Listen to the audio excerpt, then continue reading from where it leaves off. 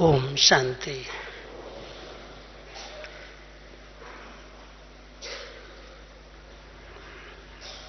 समय प्रति समय बाप दादा हम सबको तीव्र पुरुषार्थ की प्रेरणा देते रहते हैं। समय की गति जिस तीव्रता से चल रही है, हम सभी बच्चों का पुरुषार्थ भी इतना ही तीव्र हो, उसके लिए अनेक विधियां, अनेक युक्तियां बाबा ने हम सबको सुनाई हैं। और लास्ट में आने वाले बच्चों को भी फास्ट जाने का बहुत सुंदर अवसर बाबा दे रहे हैं। जैसे समय की गति बहुत फास्ट है, हम सब जानते हैं। साइंस ने ऐसे ऐसे साधन तैयार कर दिए हैं जो कितनी फास्ट गति से देश की दूरियां समाप्त हो गई हैं। और वर्तमान समय ऐसे ऐसे साधन साइंस ने बनाए हैं जो सेकंड में यहाँ बैठे विदेश के किसी कोने में किसी से भी मिल सकते हैं, बात कर सकते हैं। बाबा हम सबको कल भी कह रहे थे, वो साइंस का घमंड है, लेकिन आप बच्चों के पास साइलेंस की शक्ति है। और इस साइलेंस की शक्ति के द्वारा आप अपनी स्पीड को बहुत फास्ट कर सकते हो। तो हमारा पुरुषार्थ कितना फास्ट है वो हमारे प्रैक्टिकल जीवन के दर्पण से दिखाई दे।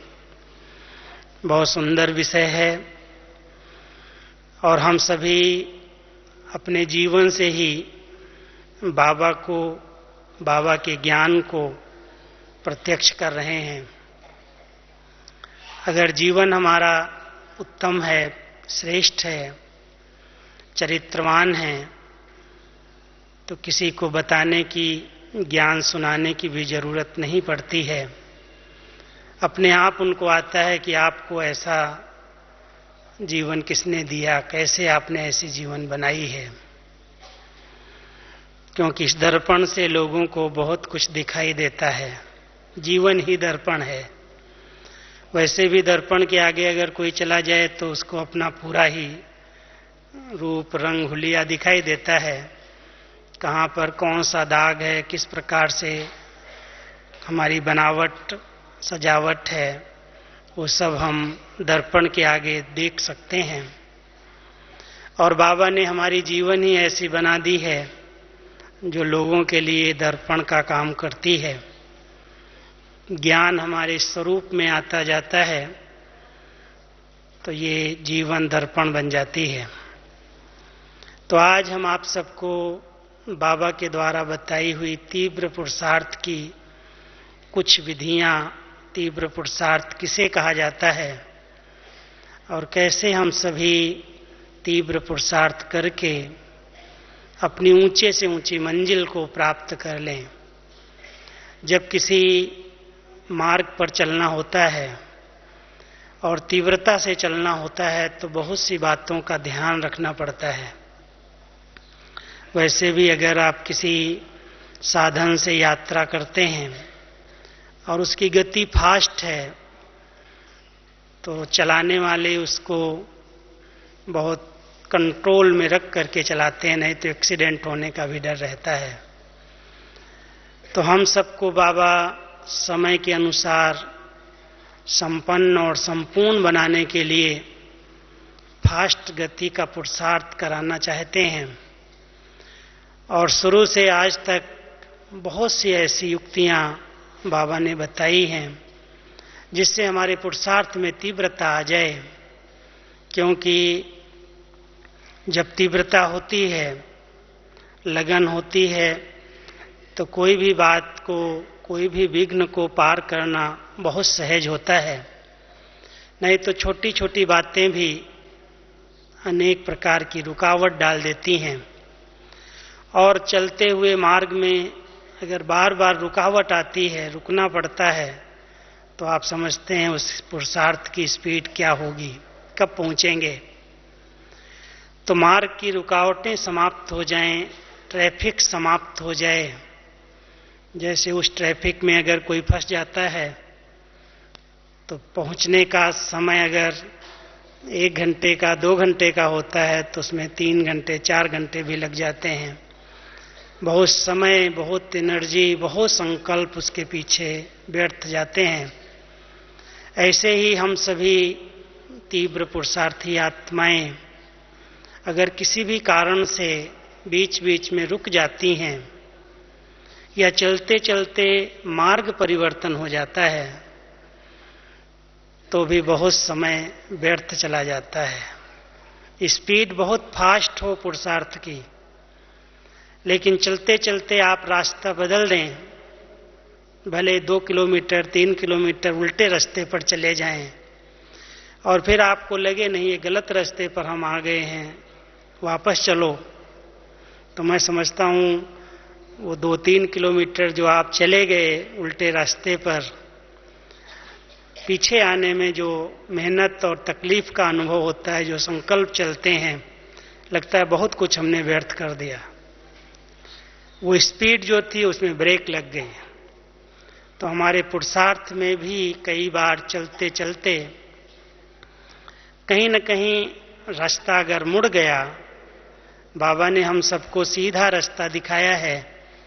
बच्चे बहुत सहज मार्ग है, ज्ञान मार्ग, सहज योग का मार्ग, लेकिन कई बार आगे बढ़ते हैं ज्ञान मार्ग के अंदर तो कुछ एक आत्माएं जो ज्ञानवान हैं, जिनको महारथी कहते हैं, जो बहुत तीव्र गति से आगे बढ़ रहे हैं, उनके समीप जब हम जाते हैं तो उनकी कमियां, उनकी कमजोरियां, उनके कुछ संस्कार दिखाई देते हैं और उनको देख करके आत्मा सोचने लगती है कि बातें तो बहुत बड़ी बड़ी करते हैं, कहते तो बहुत कुछ हैं, लेकिन शायद एक कहावत है, दूर के ढोल सुहाने, अच्छे लगते हैं लेकिन नजदीक में जाते हैं तो लगता है इसमें तो पोल भी है।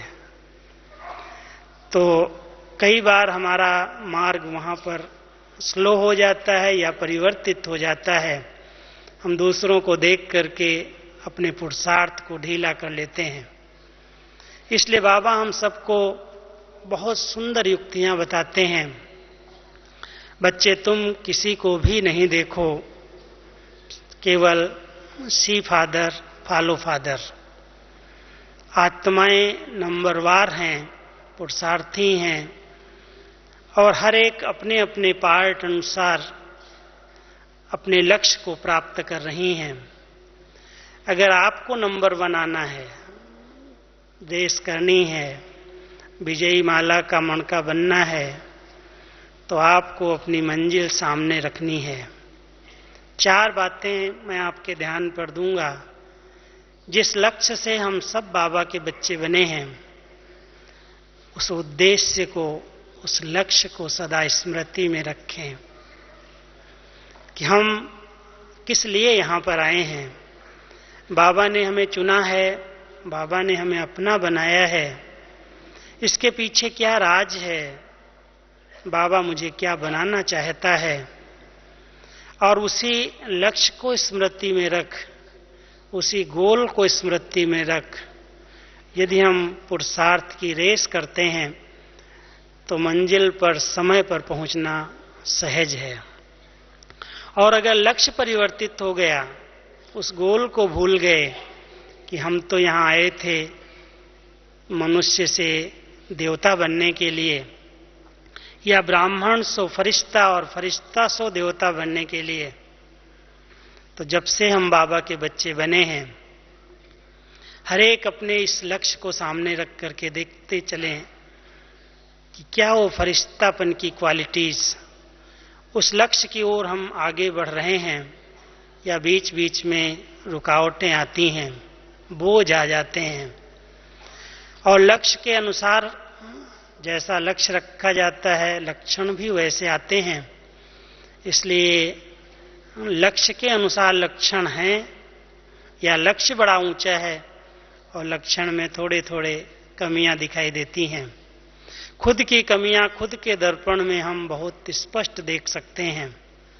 इसलिए जीवन दर्पण में हम बहुत अंदर जाकर के झांक करके देखते हैं कि कौन सी कमियां, कौन से दाग, कौन सी नेचर ऐसी है जो हमारे पुरुषार्थ में तीव्रता नहीं लाने देती, रुकावट आ जाती है। तो इसके लिए एकांत की भी जरूरत पड़ती है। कुछ समय अंतर्मुखी रहकर अंदर जाकर के अपने आप को देखना पड़ता है। कई बार हमें दादियां बताती हैं, बाबा भी एक बार हंसी में मुरली चला रहे थे, कह रहे थे बच्चों की ये जो दूर की दृष्टि है वो बहुत पावरफुल है और जो नजदीक की दृष्टि है वो कमजोर हो गई है। अपने आप को देखने की जो दृष्टि है उस पर ध्यान नहीं जाता है, लेकिन दूसरा क्या करता है उस पर फौरन ध्यान चला जाता है। उसकी कमियां, उसकी कमजोरियां नोट हो जाती हैं, और सिर्फ नोट ही नहीं होती हैं, उनका वर्णन, उनका चिंतन, पास्ट का चिंतन या पर चिंतन हमारी प्रभु चिंतन में फास्ट गति में रुकावट डाल देता है। इसलिए फास्ट पुरुषार्थ के लिए, तीव्र पुरुषार्थ के लिए हम केवल 3 बातों को चेक करें कि हमारा सोचना,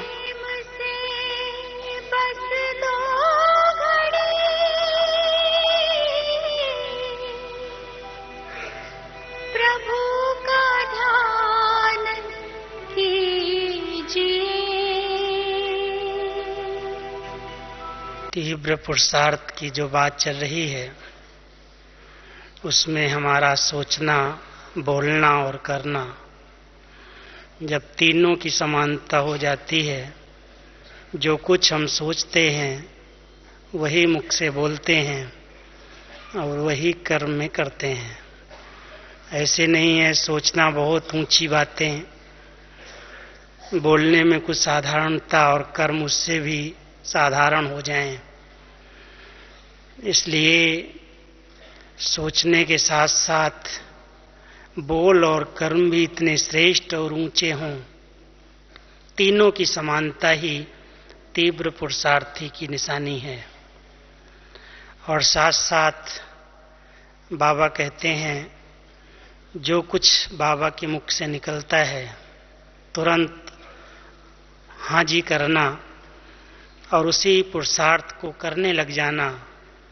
क्या होगा, कैसे होगा, कर सकूंगा या नहीं, इन प्रश्नों में उलझने की बजाय बाबा ने कहा है मुझे करना है, ये तीव्र पुरुषार्थी की विशेषता है।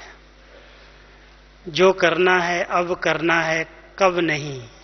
अगर कहते हैं कर लेंगे, बहुत समय पड़ा है, तो बाबा कहते हैं कर लेंगे जिसने कहा वो छूट गया, उससे अलबेलापन है, ये सुस्ती है।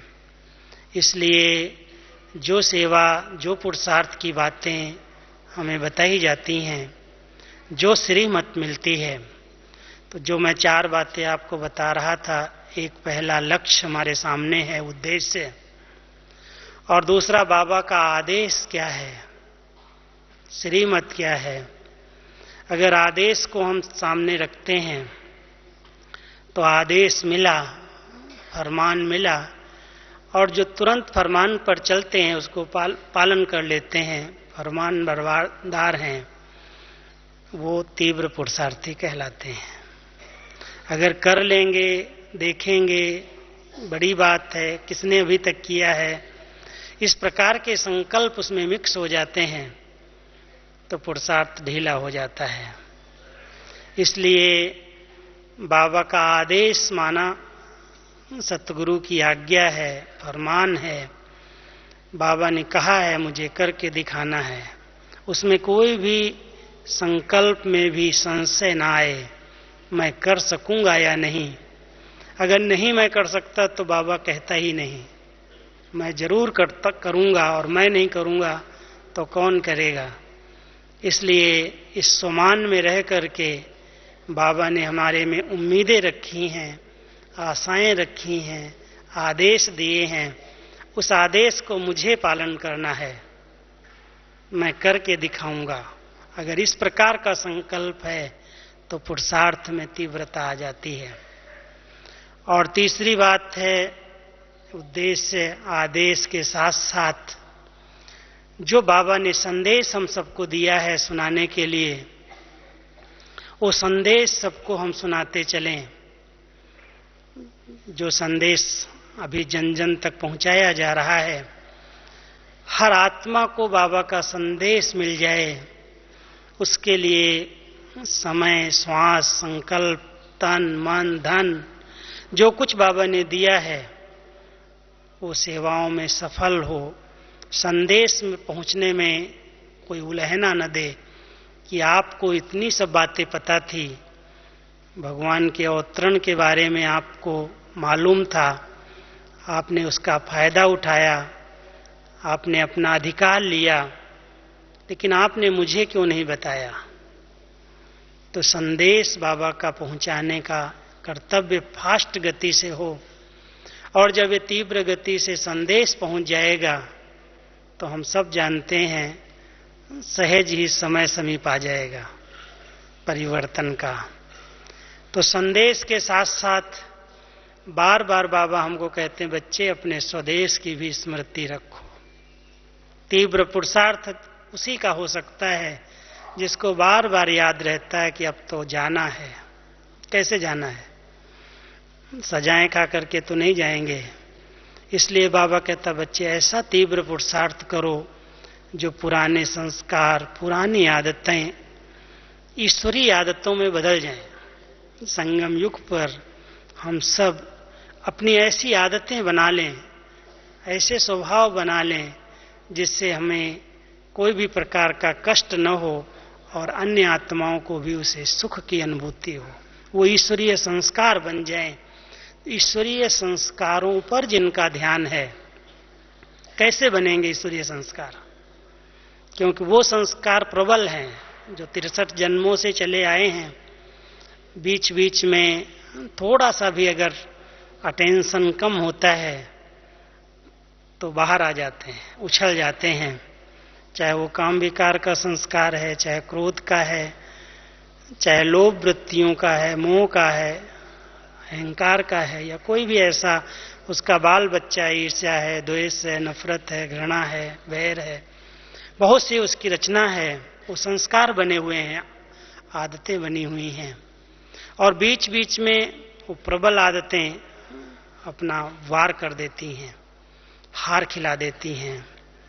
लेकिन जो तीव्र पुरुषार्थी आत्माएं हैं वो संकल्प में भी हार नहीं खाती है। क्यों नहीं खाती? क्योंकि वो व्यर्थ संकल्पों पर बहुत कड़ी नजर रखती हैं। जिनकी कड़ी नजर है कि ये संकल्प व्यर्थ है, ये नहीं करना है, वो अपने आप को खुद व्यस्त रखते हैं, शुद्ध संकल्पों में रमण करते हैं। तो बाबा ने हम सबको बहुत अच्छा शुद्ध संकल्पों का खजाना दिया है। बाबा की मुरली इतना श्रेष्ठ खजाना है, और इसके साथ साथ इतना ज्ञान का खजाना बाबा की मुरलियों में, ज्ञानामृत में बाबा का बहुत साहित्य है। अगर उसमें हम खुद व्यस्त हो जाते हैं, बिजी हो जाते हैं, तो बुद्धि को एक अच्छा भोजन मिल जाता है। और जिसका मन और बुद्धि अच्छे चिंतन में, अच्छे अच्छे विचारों में रमण करता है, व्यस्त रहता है, वो व्यर्थ और नेगेटिव की ट्रैफिक में फंसता नहीं है। इसलिए व्यर्थ और नेगेटिव की ट्रैफिक तो बढ़ती जाएगी। बहुत बातें हैं ऐसी, परिवार के बीच में भी हैं, छोटी छोटी बातें दिखाई देती हैं, और उसको अगर हम साइट सीन करके पार नहीं करते हैं, देखने लगते हैं, ऐसा होता है, यहाँ भी ऐसे होता है, वहाँ भी ऐसे होता है, मधुबन में भी ऐसे होता है, कोई ने सुना दिया और आपने विश्वास कर लिया, तो आपके पुरुषार्थ में ब्रेक आ जाएगी, रुकावट आ जाएगी। इसलिए मुझे कुछ भी सुनना नहीं है, न व्यर्थ सुनना है, न व्यर्थ देखना है, न व्यर्थ बोलना है। इस पर अगर किसी ने कंट्रोल कर लिया ट्रैफिक क्लियर हो जाएगी और आपकी स्पीड अपने आप फास्ट हो जाएगी, पहुंच जाएंगे मंजिल पर। इसलिए बार बार ये स्मृति रहे, ये स्वदेश मेरा क्या है, मेरा घर क्या है, कहाँ जाना है मुझे और किस स्वरूप में मुझे जाना है। जाएंगे तो सभी, बाबा कहता बच्चे मैं तो सबको ले जाऊंगा, चाहे वो बाबा की पढ़ाई से, ज्ञान और योग से अपने आप को पावन बना लें, स्वच्छ बना लें, और चाहे फिर धर्मराज की सजाओं से। लेकिन मेरे बच्चे मेरे सामने खड़े होकर के सजा खाएंगे तो मुझे भी लज्जा आएगी। इसलिए बाबा हम बच्चों को कहता है बच्चे जो बाबा कह रहा है उसको समझ करके तुरंत प्रैक्टिकल जीवन में उतार लो तो बहुत सी सजाओं से स्वतः मुक्त हो जाओगे। वर्तमान समय की सजाएं यही हैं, चलते चलते आत्मा कुछ न कुछ अगर विकल्प करती है, विकर्म कर लेती है, तो उसकी खुशी गायब हो जाती है, शक्ति नष्ट हो जाती है। उसके अंदर की जो उत्तेजना, जो ज्ञान और योग का जोश होना चाहिए, उमंग और उत्साह होना चाहिए, वो परास्त कर देती है माया, उसमें हार खा लेता है। इसलिए कभी भी माया परास्त न कर सके, उसके लिए 3 और बातें मैं आपको सुना देता हूं। एक बाबा कहता है बच्चे सदा डबल लाइट स्वरूप में स्थित रहो। मैं आत्मा लाइट हूं और जब लाइट होती है तब स्पीड फास्ट होती है। वैसे भी अगर अंधकार हो तो स्पीड को बढ़ाया नहीं जा सकता है, कहीं भी ठोकर लग सकती है, नुकसान हो सकता है, एक्सीडेंट हो सकता है। लेकिन अगर लाइट है, लाइट डबल लाइट मैं इसलिए कह रहा हूं, एक लाइट हल्कापन है, किसी भी प्रकार का बोझ नहीं है। भले आप सांसारिक जीवन में हैं, परिवार है, समाज में हैं, बहुत सारे कार्य व्यवहार में आपको आना पड़ता है, बहुत सारी जवाबदारियां भी हैं, लेकिन संगम युग पर यही हम आत्माओं का भाग्य है जो भगवान कहता है बच्चे सब बोझ मुझे दे दो, अपने ऊपर लेकर के क्यों चलते हो, मैं आया हूं आप बच्चों के बोझ लेने के लिए। तो दिया सबने अपने अपने बोझ कि लेकर के घूमते हैं। वैसे भी एक हंसी की बात है कि अगर कोई यात्रा पर जा रहा हो, किसी साधन में यात्रा कर रहा हो, मान लो आपको किसी बस में चढ़ा दिया जाए, आप ट्रेन में आते हैं और अपना लगेज ट्रेन में बैठ करके अपने सिर पर रख के बैठे हों, गोद में रख करके बैठे हों, तो कैसा लगेगा? लोग कहेंगे क्यों ऊपर उठाए हुए हो बोझ, नीचे रख दो, ये कहीं जाएगा नहीं, ऊपर क्यों रख करके घूम रहे हो। कोई अगर यात्रा कर रहा है, सवारी कर रहा है किसी चीज पर, खुद उस पर बैठा है और वो खुद बोझ अपने सिर पर लेकर के चल रहा है, तो उस यात्रा का आनंद वो कैसे ले सकेगा। हम संगम युग पर हर एक ब्राह्मण आत्माएं बाप दादा की गोदी में बैठ करके यात्रा कर रहे हैं। बाबा ने हम सबको अपनी गोद के अंदर बिठाया हुआ है, बच्चे तुम मेरे हो। अब गोद में बैठ करके भी अगर मैं बोझ लेकर के बैठ जाऊं तो बाबा भी क्या कहेगा। इसलिए विचार करना, भले हैं जवाबदारियां, लेकिन क्या इन सब को हमने अर्पित किया है?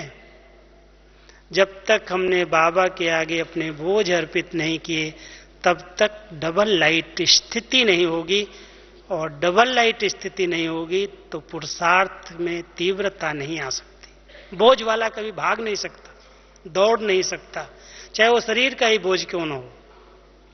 आत्मा पर, मन पर इतने बोझ हैं, एक तो पास्ट विकर्मों के बोझ हैं, और चलते चलते कोई न कोई ऐसे कर्म हो जाते हैं जिसका बोझ चढ़ जाता है, और फिर लौकिक जवाबदारियां हैं, ये है, ये है, ये है, तेरे और मेरे के बहुत सारे बोझ लेकर के अगर कोई चल रहा है तो स्पीड उसकी कैसे आगे बढ़ेगी, विचार कर सकते हैं। इसलिए संगम युग पर बोझ तो बाबा को देना पड़ेगा अगर तीव्र पुरुषार्थ करना है तो बाबा कहता बच्चे मैं आया हूं, तुम दिल से कहो मेरा बाबा, मैं तुम्हारे सब बोझ ले लूंगा। इसलिए डबल लाइट स्वरूप में आत्मा रहे, तो पुरुषार्थ की स्पीड अपने आप बढ़ जाएगी।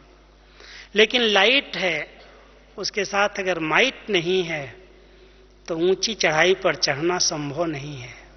अगर चढ़ाई ऊंचाई की है और इंजन पावरफुल नहीं है, लाइट है, तो लाइट के साथ साथ पावर की कमी, माइट की कमी मंजिल पर पहुंचाएगी नहीं, बीच में रुक जाएगी।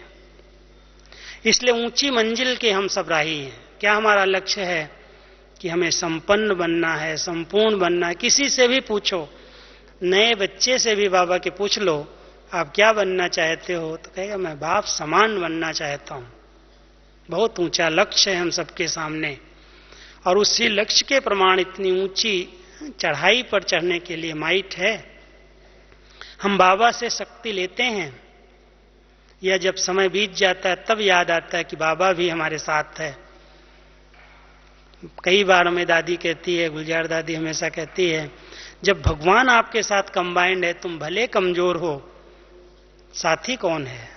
सर्वशक्तिवान आपका साथी है, फिर दिल शिकस्त क्यों होते हो? उसको यूज करो, उसकी शक्तियों को यूज करो, और हार करके फिर कहो अभी क्या करूं, कैसे करूं, खड़े हो जाओगे, फिर कहोगे बाबा मदद करो, तो बाबा कहता मेरी मदद तुम लेते कहां हो? तो हम सब बाबा की मदद का अनुभव करने के लिए, शक्तियों का अनुभव करने के लिए निरंतर 3 बातें उसमें भी हैं। जैसे हमारा बाबा के साथ कनेक्शन है, कनेक्शन में रिलेशन की जरूरत है। अगर रिलेशन नहीं है, सिर्फ कनेक्शन जोड़ा हुआ है, तो भी प्राप्ति नहीं होती। संबंध की जरूरत है। इसलिए इतना प्यार का संबंध है, बाप और बेटे का संबंध है। भले सर्व संबंध बाबा के साथ हैं, लेकिन संगम पर जितना प्रिय संबंध है बाप और बच्चे का, अधिकार के रूप में अगर हम उसको याद करते हैं, वैसे कई मुरलियों में इस समय साकार बाबा की बार बार आ रहा है, बच्चे सिर्फ बाप को नहीं, अगर तुम तीनों स्वरूप से मुझे याद नहीं करोगे तो भी तुम्हें पूरा वर्षा नहीं मिलेगा।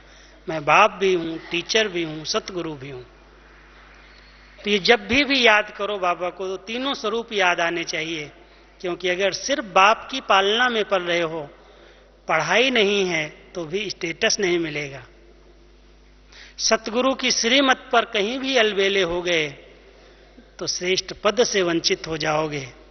इसलिए बाप, टीचर और सतगुरु तीनों की याद रिलेशन के आधार से कनेक्शन हो, और फिर इतना गहरा कम्युनिकेशन हो, लेन देन हो। बाबा के शक्तियों पर, बाबा के गुणों पर मेरा अधिकार है, तो बाबा का मेरे ऊपर भी अधिकार है। जैसे मैं अपना अधिकार रखता हूं, ऐसे जो कुछ बाबा ने दिया है, बाबा का दिया हुआ है। हम कहते भी हैं ये तन तेरा है, ये मन तेरा है, ये धन तेरा है, ये सब तेरा है, कुछ मेरा नहीं है। लेकिन अधिकार है बाबा का उस पर, वो जहां चाहे उसको यूज करे, या मैं जहां चाहूं उसको यूज करूं। ये सोचना पड़ेगा। अगर बाबा का अधिकार है उस पर, तो हम बाबा पर अपना अधिकार रख सकते हैं। इसलिए बाबा की शक्तियां प्राप्त करने के लिए बहुत प्यार का संबंध, बहुत अच्छा कनेक्शन जुटा हुआ रहे, और बहुत अच्छा कम्युनिकेशन, गैप न पड़ जाए उसके अंदर। अगर गैप पड़ जाता है, ऐसे लौकिक दुनिया में भी अगर किसी से थोड़ा सा अगर मनमुटाव हो गया, दूरी बढ़ गई, गैप हो गया, तो क्या होता है? और भी दूरियां बढ़ती जाती हैं, समीपता समाप्त हो जाती है, लेन देन समाप्त हो जाती है। संबंध होते हुए भी, संबंध हैं, कनेक्शन भी हैं, लेकिन कम्युनिकेशन ठीक न होने के कारण एक दूसरे को समझ नहीं पाए, तो क्या होगा? तो भी प्राप्ति नहीं होती है। इसलिए हम सब बाबा के बच्चे, तीव्र पुरुषार्थी बच्चों को, और 5 बातें मैं आपको दर्पण में देखने की बताता हूं। क्या देखो अपने दर्पण में, क्योंकि अगर हम अपने दर्पण में, जीवन के दर्पण में देखेंगे तो दूसरे भी देख सकेंगे। ये इसका तीव्र पुरुषार्थ है, अलबेला नहीं है, इसकी अभी अंदर की तृप्ति नहीं है। एक है तड़पन और एक है तृप्ति। बांधेलियों के लिए बाबा कई बार कहता है ये तो इनके अंदर तड़पन है, इनका तीव्र पुरुषार्थ है। बाबा से मिलने के लिए तड़पती हैं, कहाँ से मुरली मिल जाए पढ़ने के लिए तड़पती हैं, क्लास के लिए तड़पती हैं, बड़ों से मिलने के लिए तड़फन है, मैं मिलूं, दृष्टि मिल जाए, टोली मिल जाए, पुरुषार्थ के लिए दौड़ती हैं, भागती हैं। लेकिन कई हैं जो तृप्त हो गए हैं, जरूरत नहीं, अच्छे से अच्छे क्लास हो रहे हैं, अच्छे से अच्छी पालना हो रही है, चले गए बिस्तर में, सो गए जाकर के। इतनी अच्छी पालना मिलने पर भी कई तृप्त हैं अंदर से, तो क्या कहेंगे? तीव्र पुरुषार्थी हैं। यही अलबेलापन है, यही सुस्ती है। जब प्राप्ति करने का समय है वहां पर तृप्ति न हो जाए और प्राप्तियां होती जाएं अंदर से, तो प्राप्ति की जिज्ञासा। इसलिए बाबा कई बार कहते हैं जब तक जीना है तब तक सीखना है। ये नहीं मैं तो सब कुछ सीख गया हूं, मुझे सब पता है, क्या क्लास होगा, क्या भाई बोलेंगे, क्या दादी सुनाएंगी, क्या बहनें बोलेंगी, सब मालूम है मुझे। ऐसी अगर तृप्ति आ गई तो तीव्रता समाप्त हो जाएगी, पुरुषार्थ में ढीलापन आ जाएगा। इसलिए पुरुषार्थ हमारा तीव्र रहे, उसके लिए जो 5 बातें हैं, सबसे पहले है हमारी दृष्टि। ये दृष्टि कितनी रूहानियत से संपन्न बनी है जब से मैं बाबा का बच्चा बना हूं, क्योंकि दृष्टि से सृष्टि का परिवर्तन होना है। दृष्टि का ब्राह्मण जीवन में बहुत बड़ा योगदान है, बहुत महत्व है। हम सभी बाबा की दृष्टि के प्यासे हैं। नजर से निहाल कींदा स्वामी सतगुरु। हमारा बाबा हमें दृष्टि दे दे, हमारे ऊपर दृष्टि पड़ जाए और आत्मा पावन बन जाए। कितना बड़ा है दृष्टि का महत्व।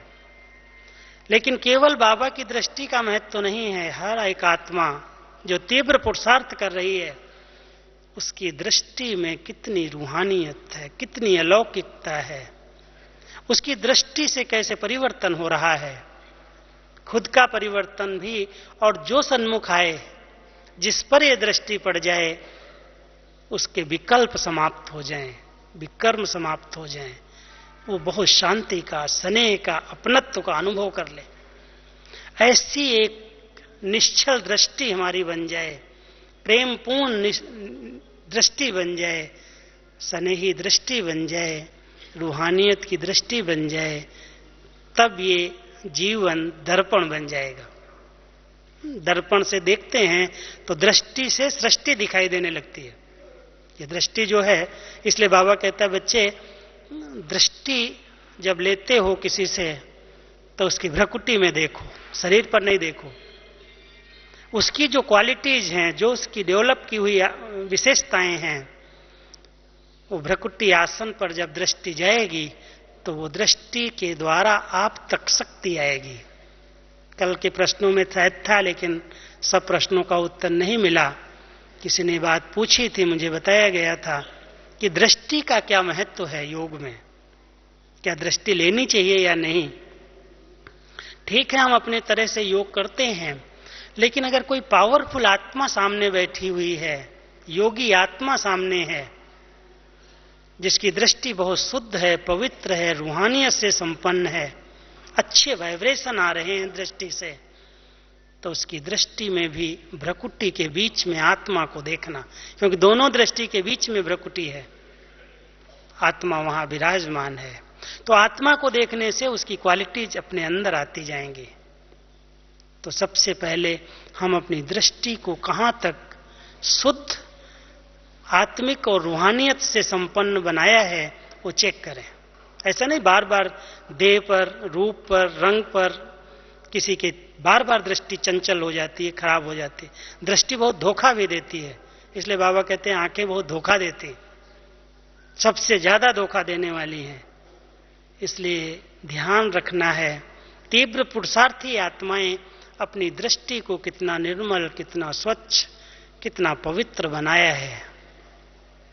और उसके साथ साथ दृष्टि के साथ साथ दृष्टिकोण हमारा कहां तक परिवर्तन हुआ है, एक दूसरे को देखने का नजरिया, जिसको कहते हैं वृत्ति बन गई उससे।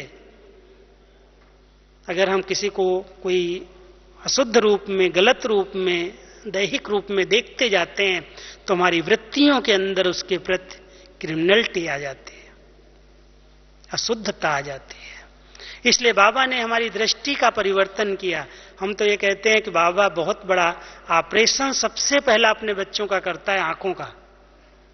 आंखें चेंज कर देता है। जो देह की देखने की दृष्टि थी, चेंज कर दिया। बच्चे तुम देह को नहीं देखो, ये सांप है, ये डस लेगा। तुम मणि को देखो, आत्मा को देखो, उससे शक्ति मिलेगी।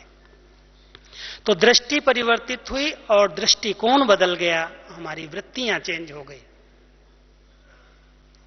तब दर्पण बने। जब वृत्तियां अंदर से चेंज होती तो वृत्तियां चेंज होने से वाइब्रेशन आते हैं। अगर वृत्तियां हमारी खराब हैं अंदर की, आपको अच्छे वाइब्रेशन हमसे नहीं मिल सकते हैं। इसलिए वृत्तियां हमारी निर्दोष हों हर आत्मा के प्रति, वृत्तियां हमारी निष्काम हों, हमें कुछ नहीं चाहिए किसी आत्मा से, कोई कामना नहीं, लेना एक से है और सबको देना है। अगर निष्काम वृत्ति है, निर्दोष वृत्ति है, अनासक्त वृत्ति है, उपराम और वैराग्य की वृत्ति है, तो ये वृत्ति, ये जीवन दर्पण बन जाएगा, दिखाई देगा लोगों को। इसलिए अपनी वृत्तियों पर ध्यान दें कि हमारी वृत्तियां चेंज हुई हैं या वही दैहिक वृत्तियां हैं, या अभी तक भी हम वही देह को देखते हैं, देह को देख के बात करते हैं, देहधारी ही अच्छे लगते हैं, देह का ही चिंतन चलता है। रूहानियत आ जाएगी तो वृत्तियां चेंज हो जाएंगी, और वृत्ति चेंज होने के बाद हमारी स्मृतियां अच्छे से अच्छी बन जाती हैं। चारों ही सब्जेक्ट का आधार स्मृति है।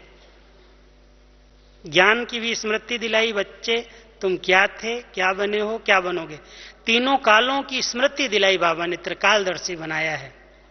लाइट माइट के साथ साथ डिवाइन इंसाइट दिया है, तीसरा नेत्र दिया है। बच्चे देखो इसे, क्या तुम्हारा नेत्र कितना पावरफुल होना चाहिए।